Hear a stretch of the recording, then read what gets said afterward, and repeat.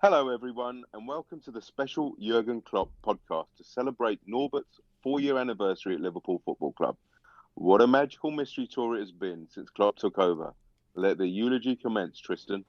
Yeah, but before we do that, I'm just going to apologise to everyone in case the sound quality is a bit iffy. Ed treble six even, whatever number. What number are you? Who are you? I don't know. But anyway, who are you? Yeah, he's away at the moment doing his scouting badges. Is it the sewing badge you're after tomorrow? And we can't. That's why we're having to record early. Tomorrow is the swimming badge. Today is the rambling. Rambling, yeah, you're good at rambling. Yeah. You never bloody stop. That's the problem. Boom, boom. That's why we had to. Yeah, that's why we had to do. That's why we ended up with podcast at 3.5 hours to begin with until we cut them down a bit.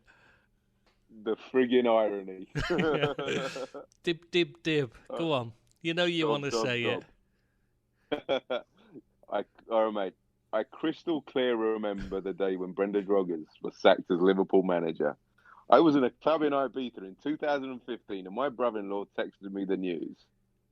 It wasn't shocking news as Ed002 on the site had been prophesying for days that Brendan's time was up and it was a frenzy to see who would be replacing him. Enter Jurgen Norbert Klopp. When he was linked to the job, I didn't believe it. When he signed, I didn't believe it. And I still can't quite believe we have him now. From the first I'll say that again. From the first press conference, put your teeth back in, when he man. uttered those immortal words, from doubters to believers, and he proclaimed himself the normal one. There was a mutual understanding from everyone associated with LFC the world over that he was the bona fide chosen one. Fast forward 4 years, we're European champions and nearly back on our perch. You sound a bit like Mike Edwards there. But one thing, before we go on any further, I just want to go back. Before anyone gets like thinking you're young and cool and hip because you're in a nightclub in Ibiza, when you said club, you were referring to a pensioners club.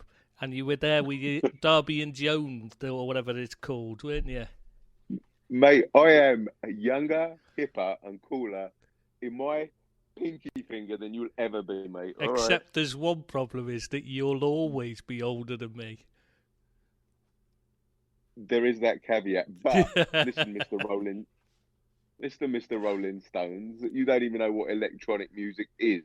So Electro? Yeah, I used to have all the electros on vinyl.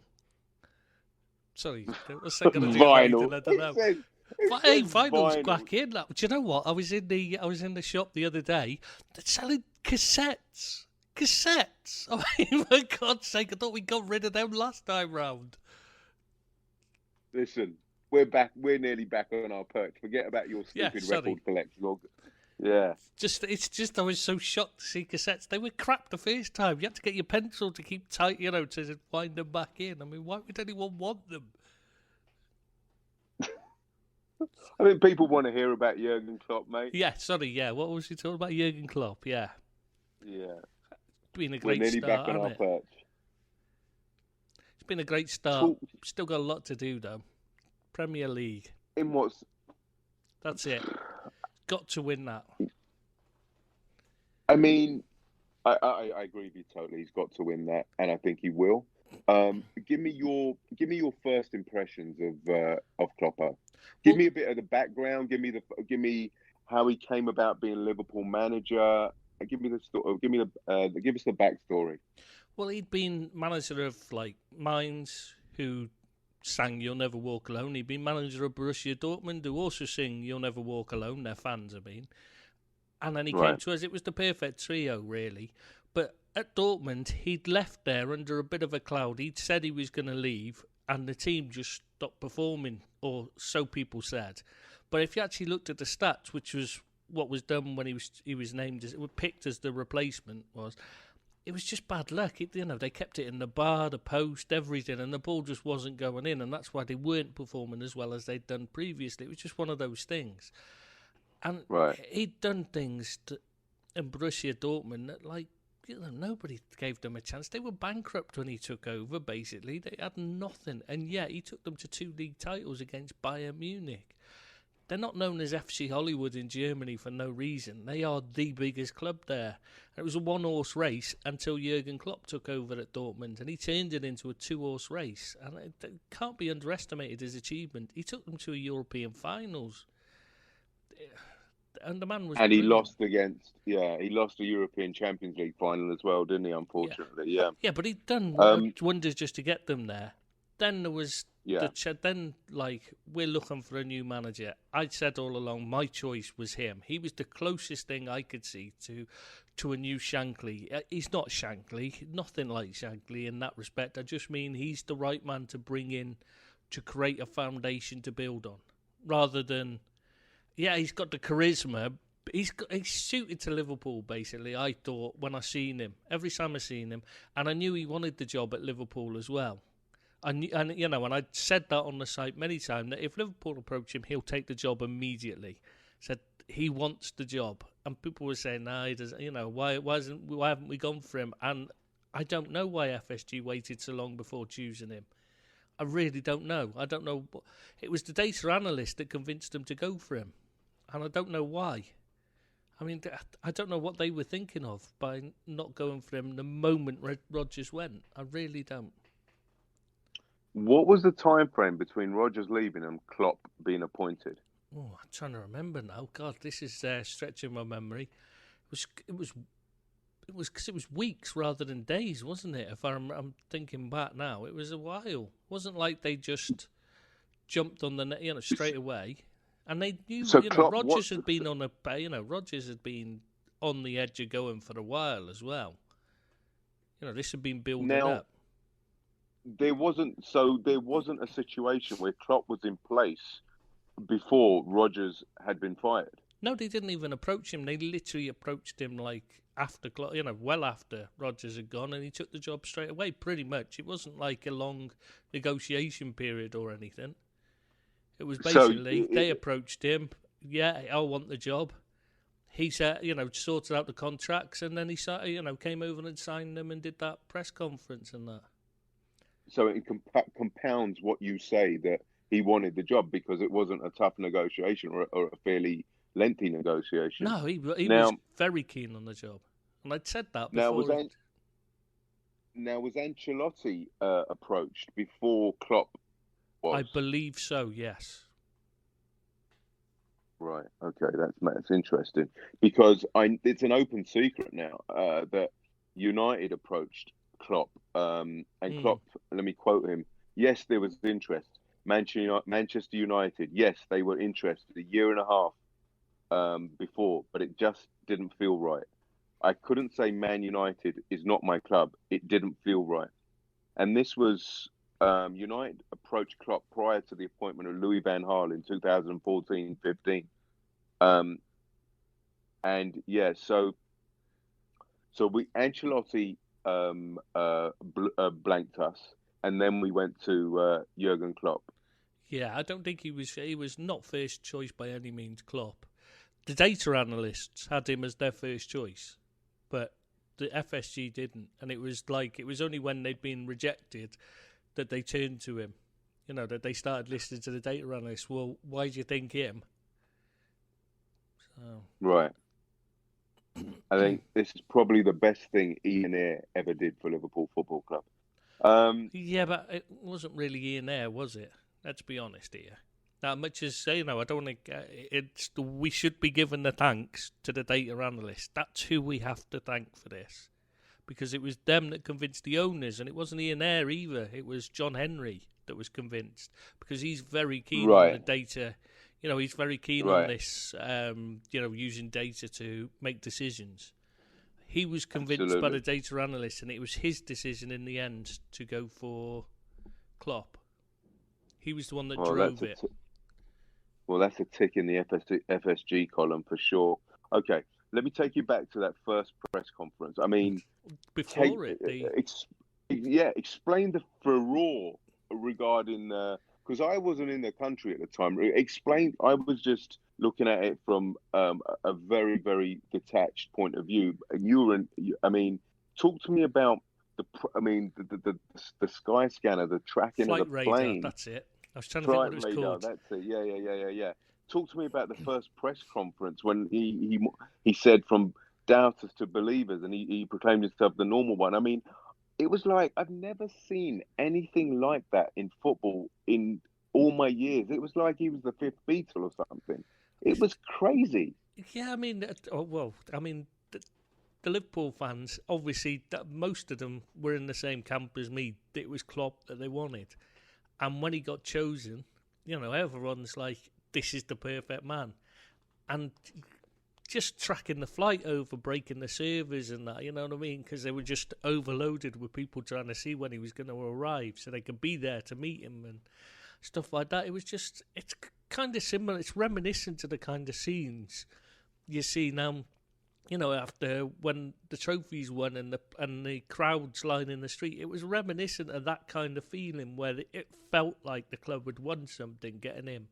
He just, I don't know, just something about Yes. the man. He fits, It's like Shankly got the club, Paisley got the club, but Rodgers never did. He never quite got it. Roy Hodgson never got it. Klopp, on the other Dalglish got it, hand, obviously, yeah. perfect. He's got it absolutely from the start. And you could see it at Dortmund. He did the same. He had that same ethos that Liverpool have always lived by, where it's a collective and you don't win as a solo. You don't have the years. We'd had years where it had been all about Steven Gerrard. Gerrard had left that summer. Rodgers' era had fallen apart.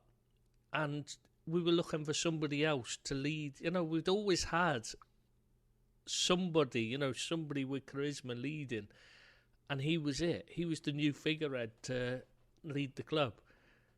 It's odd Now because I it's a know, team-driven thing, but it's yeah. you have a figurehead. We've always had one. Well, everybody responds to good leadership in any culture and in any discipline in the workplace, but be it a workplace or on a cricket field or on a football field, everybody just naturally responds to a leader. So he is that leader. I mean, in my introduction, you're right. I completely agree with you. He just everybody the world over just, and it wasn't. I'm not sure if it was because things were so bad under Rodgers. I just think everybody the world over, everybody connected with Liverpool Football Club knew this guy would be successful in every way, shape, or form. And that happened in the first season. He got us to a European Cup final. I know that Robbie Fowler said that he interviewed him, Jurgen Klopp, and he said that he admitted to Fowler that Klopp turned down, I think it was Real Madrid and Manchester United, because he didn't, and this is again highlights what you said about Dortmund. He wanted a project where there was a connection between the fans, the city, and the commercial side of football. He just didn't want it to be all about money, which he felt United and Real Madrid were, and Liverpool were a right fit for him. Yeah, I mean, it's a similar situation to what Dortmund were. And when he took over, not like as bad, but the potential's there to build something, and he could see it, and he took it. And well, you can't really complain about what he's done. It wasn't well. You've got the first team, though. I mean, what he had to start with, it wasn't that good, though, was it? Let's be honest. That's a great time to bring this up, mate. Yeah, you're right.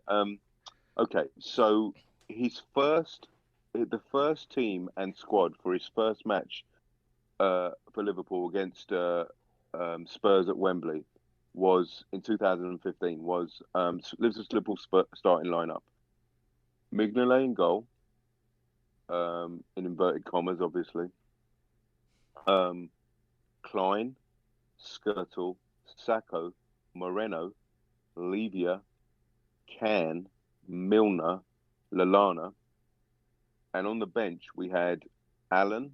Oh, sorry, it was Coutinho and Origi. And on the bench we had Toure, Allen, Eby, Bogdan, Sinclair, Teixeira, and Randall. And from that squad, only we've got three players that have still at the club, which is Klein. Sorry, four.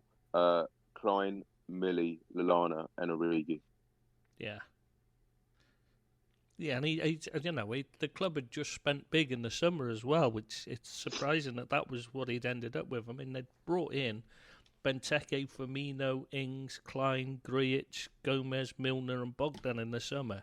So right, it should have been in a good position, really, with the amount of spending, but obviously most of them didn't work out at all. Now,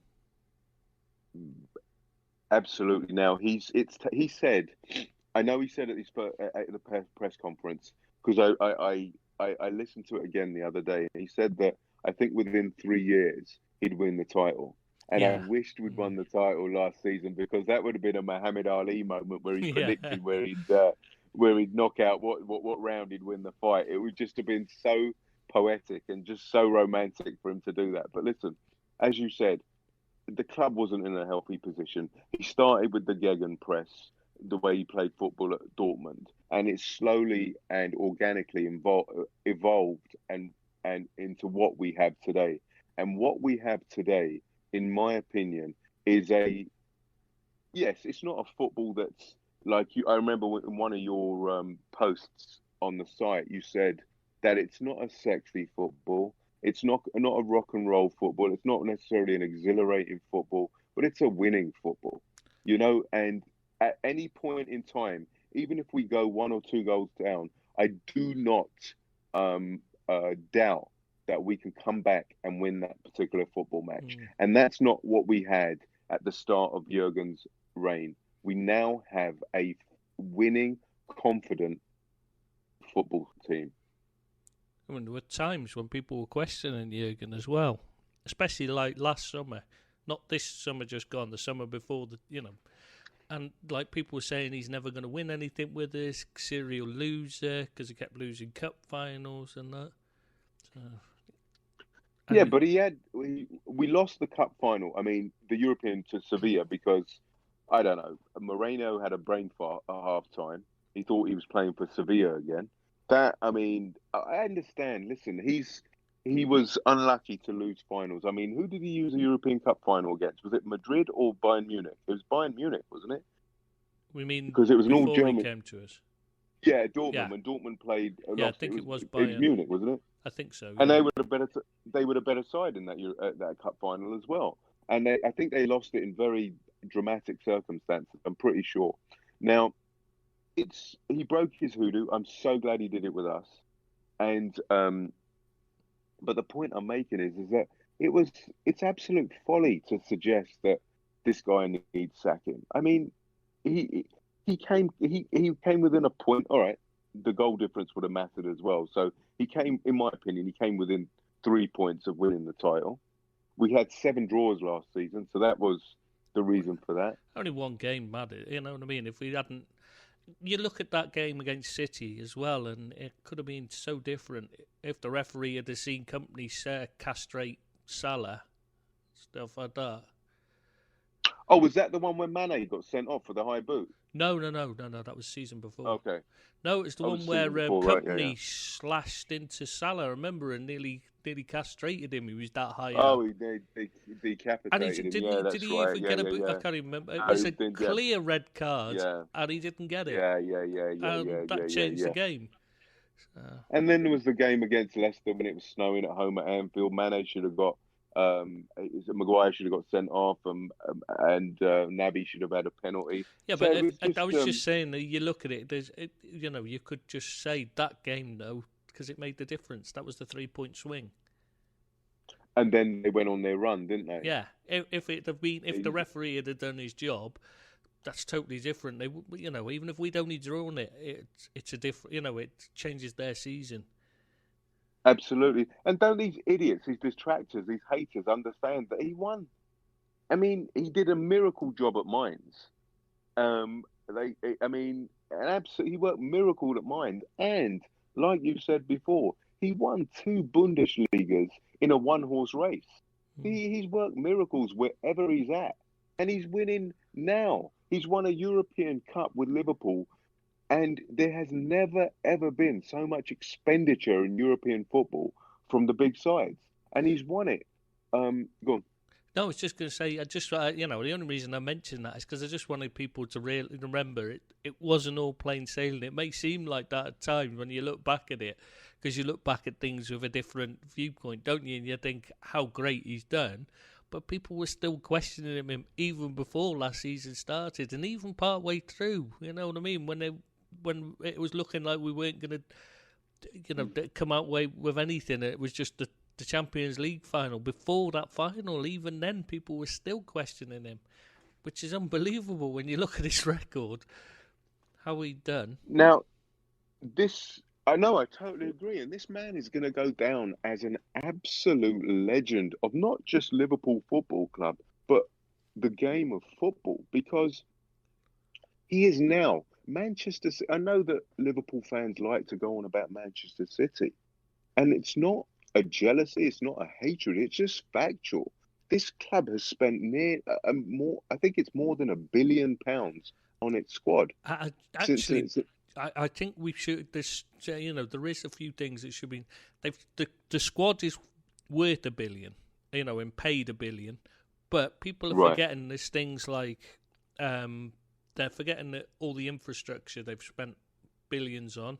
There's also the money they've spent on the youth team that never gets counted in this, and they've spent a large amount of money. They buy on.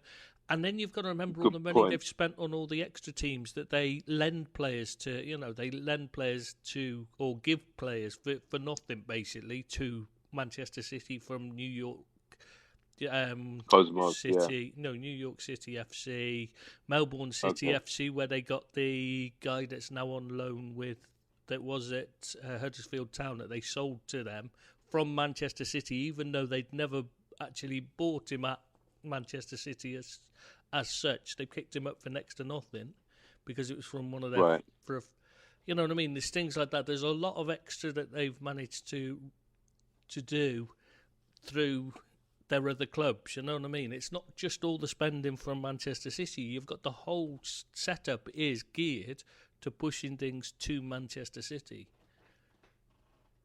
Absolutely. Now, highlighting on what you said, like he realised that this my massive financial juggernaut, which is Manchester City, had to be slain. You can't compete with Manchester City on a financial level. It's impossible. So this is where I'm assuming that he evolved the football that we played, and he made it into a side that's tough to beat and a winning mentality. That's where the psychology came in. Am I correct? Yeah, and people are forgetting as well that the whole reason he evolved the gegenpress, as they call it, in the first place, was to deal with teams like Bayern having the control of the ball, because you couldn't outmatch them in terms of skill-wise because they had much better players. There's no way around it, because every time Klopp had bought good players for, whoever was, I forget who it was that was buying the players, actually, to be fair. I shouldn't say Klopp because it wasn't him. But anyway, whenever they brought in better players for Klopp to use, they were being bought by Bayern and put in a Bayern team. So they were always at a disadvantage because they were losing their best players to Bayern all the time. And so he'd come up with a system to take away that advantage by making his players work harder against the opposition. And that's one thing, that's one of the reasons why he works so well in Liverpool, because he always specifies teamwork over individual skill. Right. And so why... Sorry, go on. Was it... No, it was. I think it was Joachim Watzke or something under Klopp at Dortmund. But anyway, what was I going to say? No, so he's the CEO. Oh, is he? Right. Okay. So tell me why Gegenpress was disbanded to an extent a couple of seasons ago at Liverpool. Well, what he'd found is it just simply he had better players? No, the players couldn't. It's such hard work and such wear and tear on the players. In a league like the Bundesliga, you get a break halfway. You got a winter break. Players can recharge, and they can go again. So they're able to cope with it. in England, you just don't get. And I know they're putting in this stupid break thing they're on about doing, where you get 1 week off, and half the league gets 1 week off, and half the league gets the other week off thing. I mean, you don't need it. You just need to be smarter with the way you play, and that's what he's done. He's evolved the style to allow his players to not put themselves to such an amount of physical excess where they're just knackered by the end of the season. That's what was happening originally. But doesn't that add to his wonderment and his skill, because he's actually changed the way he plays football for the last, I don't know, 10, 15, whatever years? Or was it just Dortmund he played it at? Or did he play it at Mainz? I'm not sure. No, he didn't play it. He had a different system there. He's been gradually evolving his system all along with men. This is what I'm talking about. So he played it 7 years at Dortmund, pretty much, right? 2-ish years at Liverpool. So that's 6. So that's 8 or 9 years he's been playing that system. He didn't really use it all the time at Dortmund. This is the thing people forget, is that he only evolved into it. That was what he created there. So the first year he wasn't really using the gegenpress as such. He developed it over time.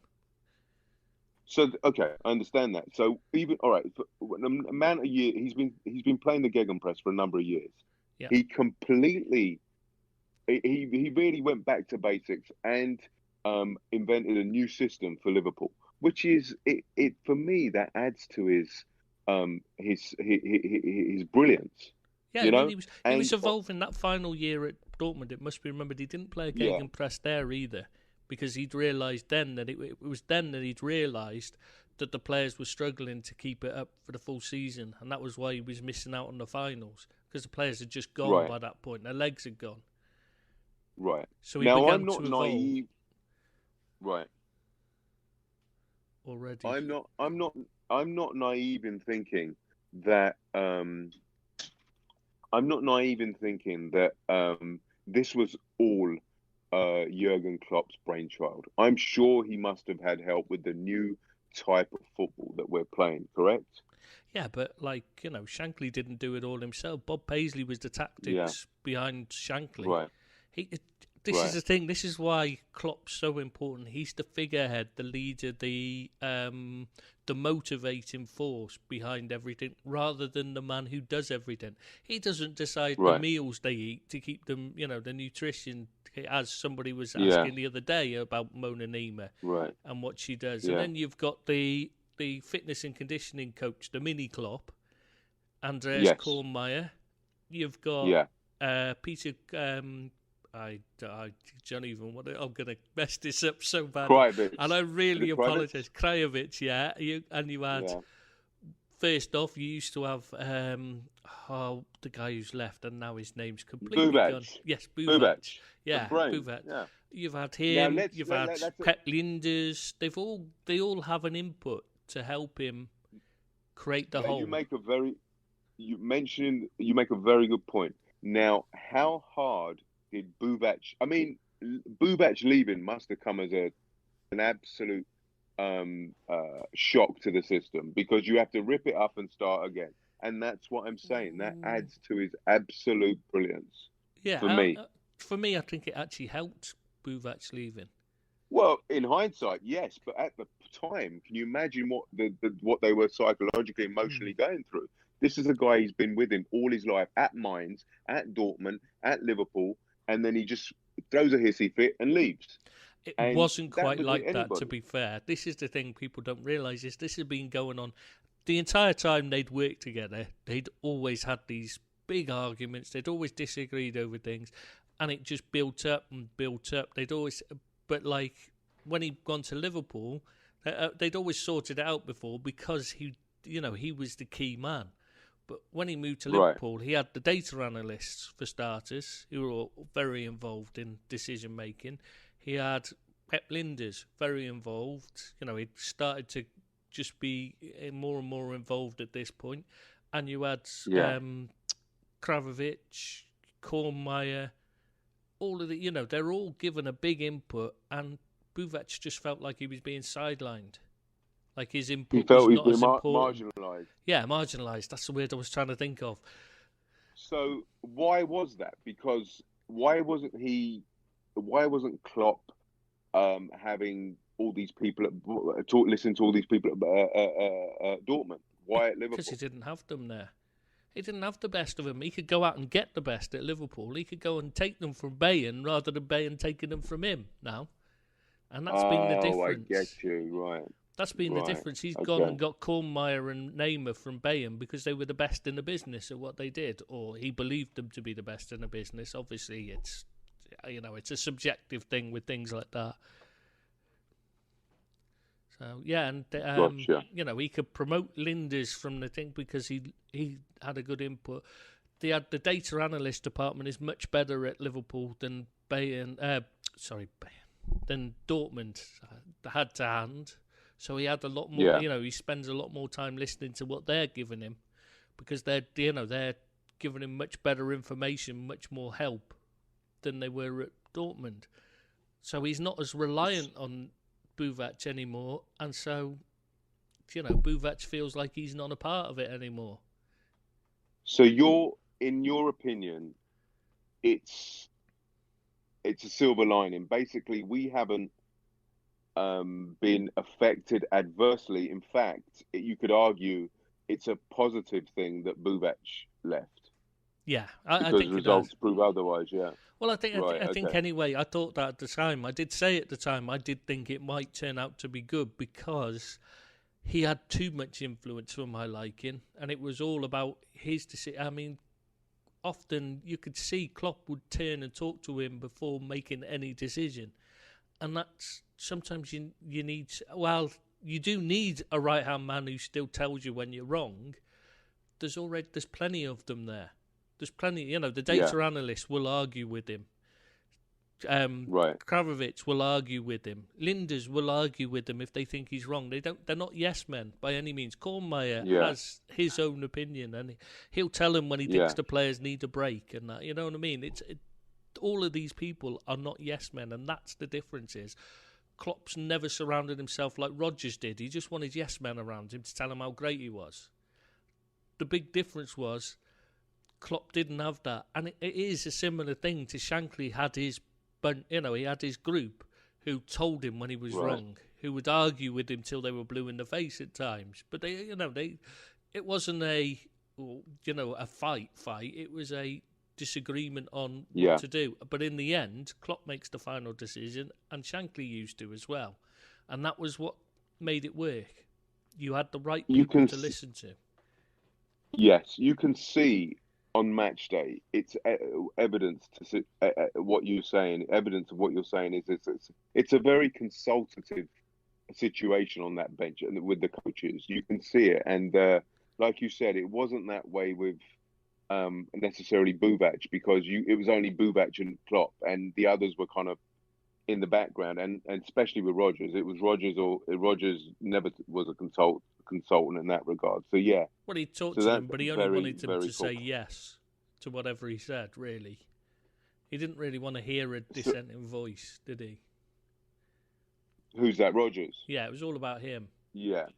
You can see it like a picture paints 1,000 words. You can see the bench now how it's evolved over the years. Oh, that's one thing I've got to say as well. You've got to say a lot has come from Achterberg's improvement as well as he's evolved and learnt as a coach. Because to be fair, Rodgers didn't have him when he had him as a rookie coach, and he shouldn't have been in that position. There should have been an experienced coach to teach Achterberg and bring him on.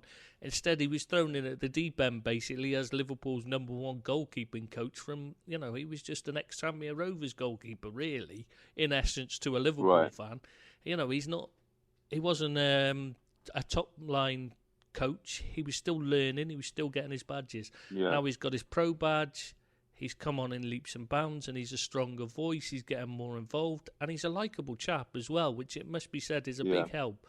Because obviously you want personalities that get on, and he does get on with the players and the coaches. So you've got to say that's a big part of it as well. Yeah, because Klopp has complete faith in him, and he has lots of positive things to say about his coaching side and his professional side and his personal side. And because there was a lot of dissenting voices against John Ackenberg for a long, long time. I remember. I mean, you never saw a goalkeeper improve in a Liverpool shirt. Never. Just didn't see it. They always seemed to just fade the minute they got in the, got the Liverpool coaches got hold of him. That was before Ackenberg as well. And after him, he shouldn't have been left. He was put in a situation. It's something he was not ready. I said that all along. He shouldn't have been in the situation he was in. It should have been he should have been a coach working for a head goalkeeping coach. You know what I mean? He should have been a number 2, not a number 1 when he first arrived. Okay. So I know at this juncture, probably is a good time. I know you want to talk about Diego Simeone saying positive words about Klopp.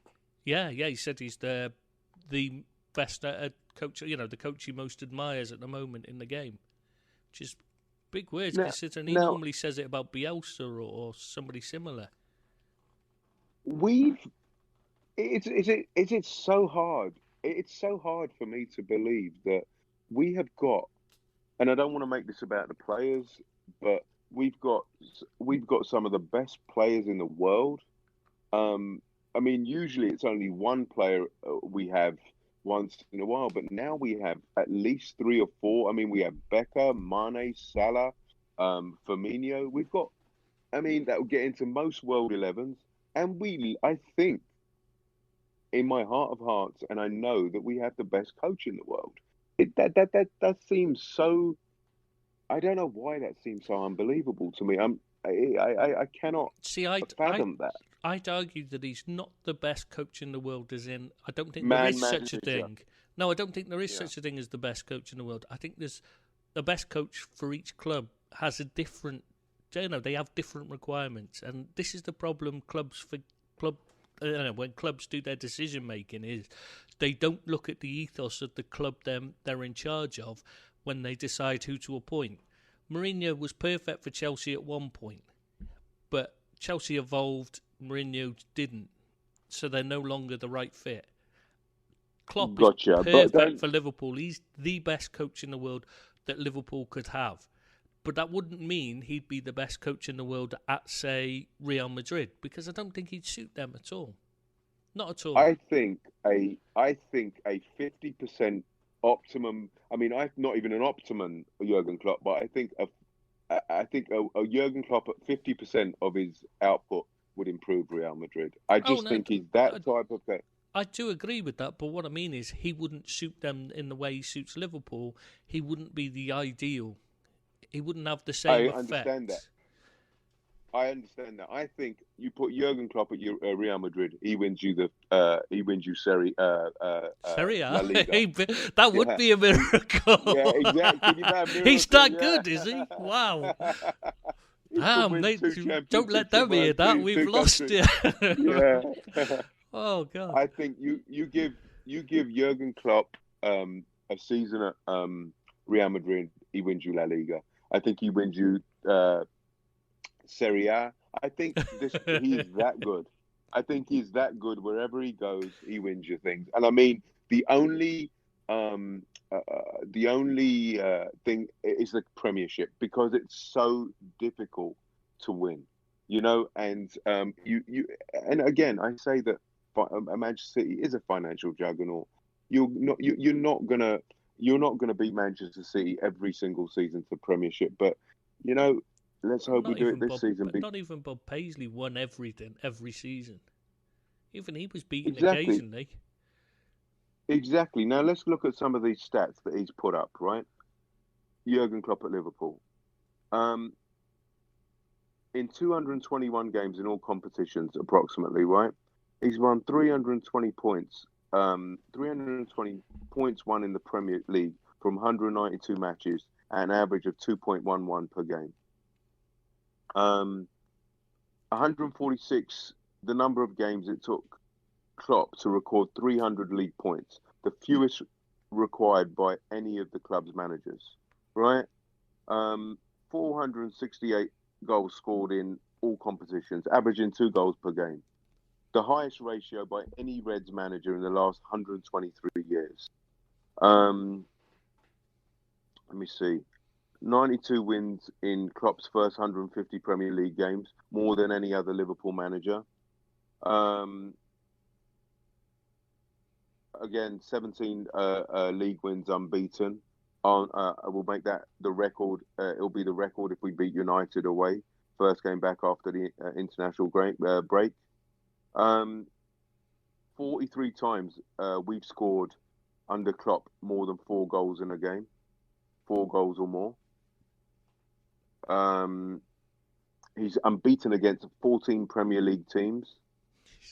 The first manager to take an English team to 3 European finals in his first 3 seasons of European competition.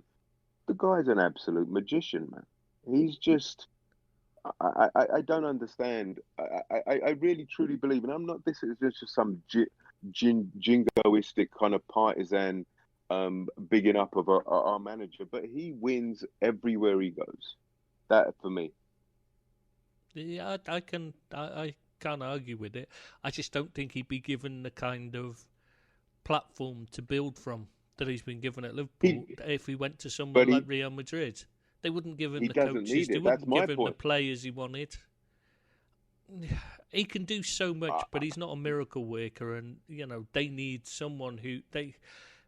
when you're so reliant on a overseer buying you the right players and you've got absolutely no say in it. Okay, now you tell me. Yeah, let me. I don't want to labour the point, but okay, against the Barcelona side that are now at the moment, they're not even. They're just an above average, mediocre. Maybe. I think he'd win. Don't get me wrong, he'd win La Liga. Not a problem with that team. Yeah. Even though they're crap, the Real Madrid team at the moment, they're not a shadow on what they once were. But so neither are Barcelona. The only, Atletico Madrid, they're not a great side. They never have been. They're just, they work hard and they're organised and they're focused and they never give up. But they're not a great team. They don't have, they have a couple of great players, but it's more about the coach there, Simeone, in a similar way to Klopp at Liverpool. He's making the difference between them and 2 financial juggernauts. Absolutely. Let me throw something left field at you, buddy. Give me your most top 2-3 memorable Liverpool games under Klopp. Oh, I know what the top one will be. Oh God, the top one is obviously the final. Last year, the Champions League final. Okay. Gee, you've got me there because you know what my memory's like. Yeah, exactly. I thought I'd throw a curveball at you. Yeah, I didn't the final like. I mean, it's difficult to. There's been so many. I mean, some of the performances have been fantastic, and then for me, it was the Dortmund comeback 4-3, the semi-final. Because I was thinking the Barcelona one. Yeah, and for me, it was that was for me. Actually, there's another one, the United one in Europa League when Coutinho scored that wonder goal. That was but was that only good because it was against United rather than because it wasn't a particularly outstanding? Yeah, exactly. That's right. It was just because it was United. It wasn't like the Barcelona game where it was just a stunning performance as well, and making doesn't matter how much you dislike or like him, to make Lionel Messi look average like they did, they absolutely hounded him out of the game. I mean, that takes some doing. Not many teams have managed that, ever. Not at all. And this was without Mohamed Salah and Roberto Firmino as well. Yeah, exactly, with the weakened side, and yet to go out there and do what they did, and completely demoralised them as well. I mean, this was at the time Barcelona were high on confidence and flying, and they've never recovered. They still haven't recovered now. When you hear them speak, they still talk about it. It's still affected them mentally now. Months later. That's an excellent point you make because they're still psychologically affected. Yeah, it's destroyed them. I mean, that last goal. No, was it the last one? The the one I mean, the corner. the quick corner. It's a quick corner, and Yeah. it's in. I mean, that's one of the most incredible moments of all time. But the way they got it, just that's destroyed them mentally. I mean, those kind of moments.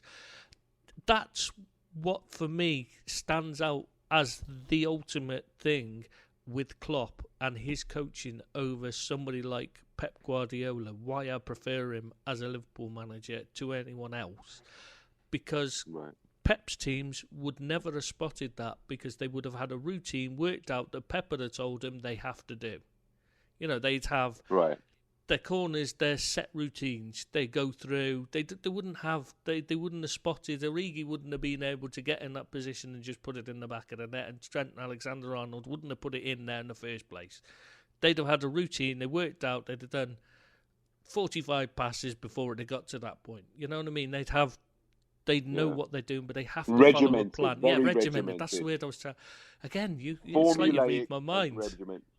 Yeah, get out of your mind, eh? Yeah, you don't want to be in there for too long. Too many cobwebs for starters. Yeah. So you think that you think that spontaneity is Klopp induced? It's not just the spontaneity; it's the fact that the players think for themselves rather than they follow a plan. That's what I was trying to get at. They look at it and they decide there and then.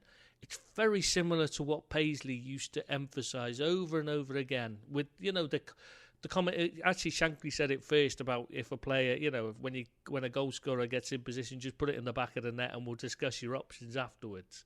That kind of thing. Right. It was very much he wanted the players to just do it. Just go and do what you think's best, and then afterwards we'll discuss whether you maybe could have done something else or whether you did the right thing afterwards. We'll worry about it afterwards. You just go out there, you make the decision for yourself. You don't need to be told by me what to do.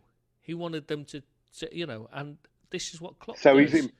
Klopp has empowered his players. Yeah, he makes them. He's not going to rip them a new one when they make a mistake. He might scream and shout on the sidelines when things aren't going well. But afterwards, he's not going to have them in and they're going to have a meeting where they get ripped apart for what they did wrong. You know what I mean? With their video editors and all that. And they'll give them a thing of, things they can improve and stuff like that. But it's not forced down their throat. You've got to do this, this and this each time you get the ball, So he encourages free thinking and independence. That's what it's all about. It's something Pep Lijnders in particular has come in, is one of his reasons why he's risen so quickly. It's because Pep's really big on that as well. That's his big thing. So, okay. That's a great time to talk about the future, because... Oh, don't. You mentioned, I know it's a sad. I don't even think about a time after him. I know, yeah. I'm still recovering from Dalglish going. Yeah, this is akin to. I mean, the first time round, obviously. Yeah. This is akin to. It really is akin to like Dalglish leaving, because. And I know I don't really particularly want to talk about it, but it'd be remiss not to. In a Klopp podcast, he has actually said that he doesn't see himself staying at a club a very long time, like a Ferguson or a Wenger. He's also said about him wanting the German national interest. The German national team is interesting for him. And what's really, really upsetting and saddening is his contract is up at the same time as Joachim Löw's contract is up. His Liverpool contract is up at the same time as Joachim Löw's contract is up at the German team after the World Cup in 2022. So, you know what, bud? I think it's an organic recipe that Klopp takes over his country's job, the national team. He wants a job. They want him. Well, I don't let's think be he's going to honest. sign another contract. If you're the German national team and Klopp's interested in the job, you're going to go and get him, aren't you? You're going to try everything to get him into it. So, you're going to make him the highest paid manager in world football, because Germany aren't short of a ball. No. That's by the book. I mean, that's just a given. You're going to make him the most well paid football manager, especially national manager for sure, right? You're going to give him all the backroom staff he wants. You're going to give him. You're going to give him. You're going to give. You're going to put all the tools in his place. And the thing is, he's only going to work 2-3 days a week. Klopp's a multi-millionaire. They're going to make him an exceptionally rich man anyway. Yeah, when he gets to spend time with his family team. as well. And he gets to spend time with his family. Which his wife could be happy with. Absolutely, Ula. And Yes, you know where he met her? You know where he met Ula? No, I wasn't stalking him like you, so. He met her at Oktoberfest. She was a barmaid in Oktoberfest. Yeah, I have heard this story, actually. Yeah, you're right. That's brilliant. He's had a few drinks and he's thought, wow, she's nice. Yeah. You know what I mean? Like, the barmaid's a bit fit. Yeah, I've had a few. I'll go and chat her up now. Yeah. Bit of Dutch courage. Story.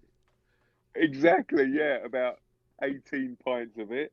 Or 18 litres, because they get them big, massive jugs, don't they? Is this some kind of joke about... No, I'm not going to go there. Okay. No. I'm just saying, it's just a brilliant... I just think it's a brilliant story. So you just said massive jugs. I thought you were doing some kind of barmaid gag. That's what I was thinking. I better not. Right,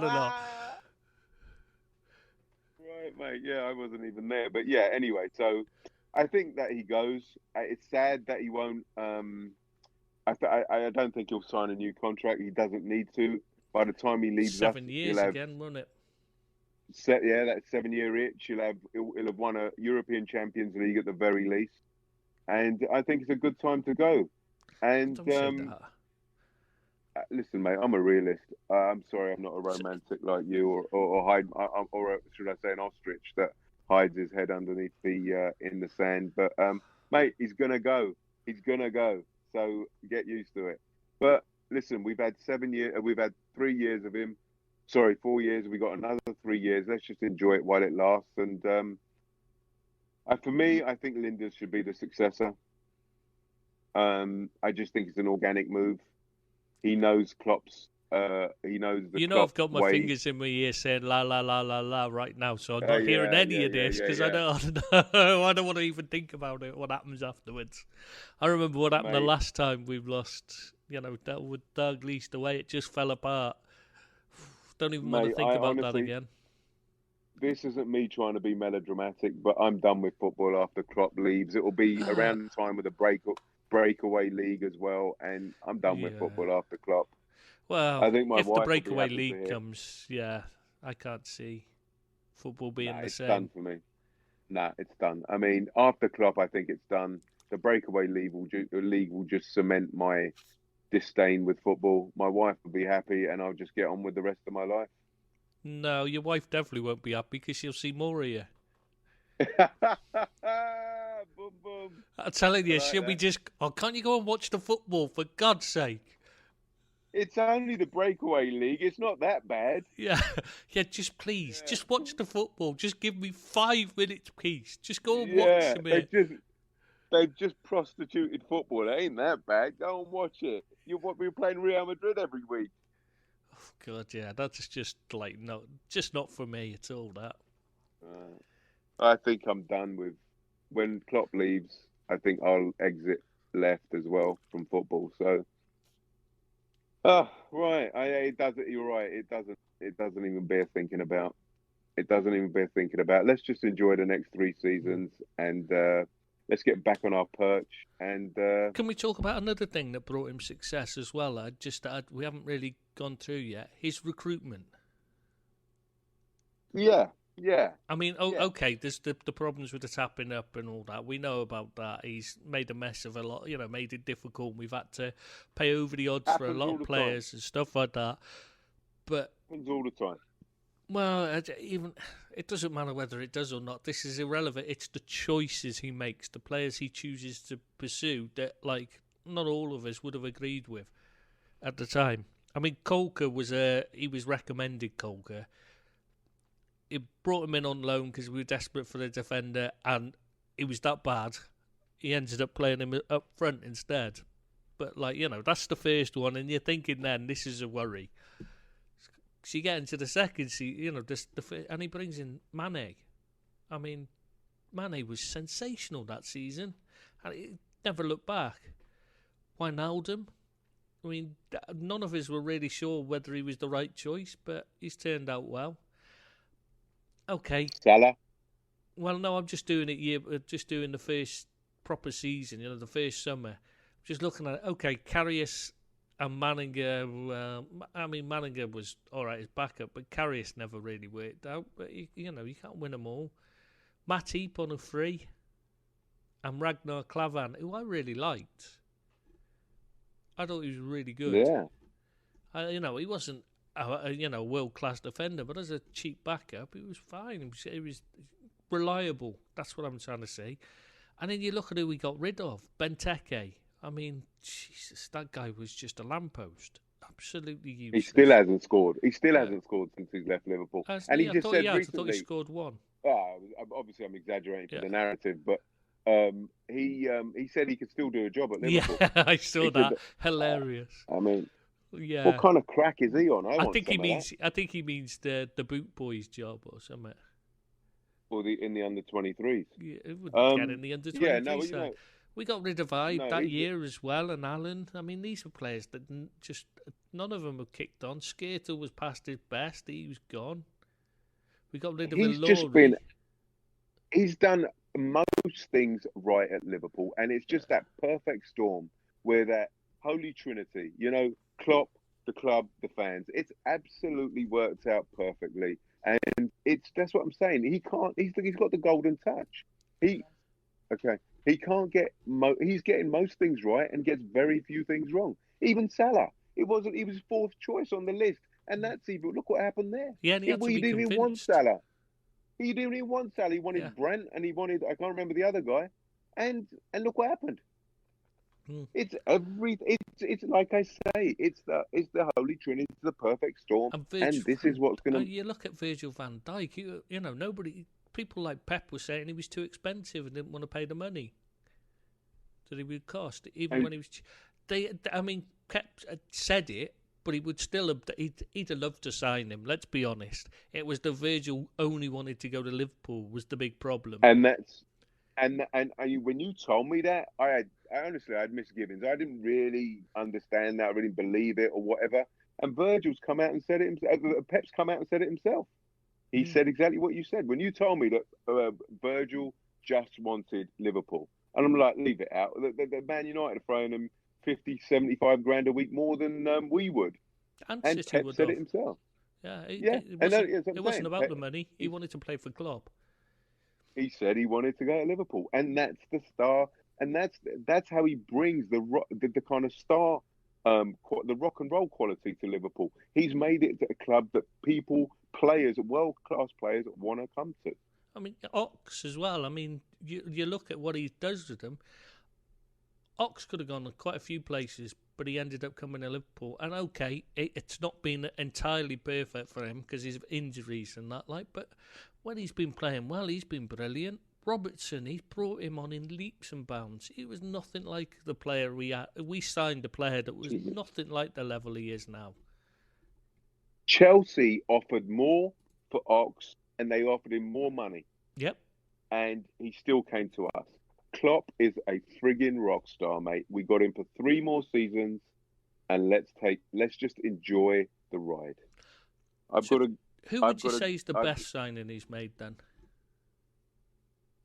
I think probably you can't look beyond Mane.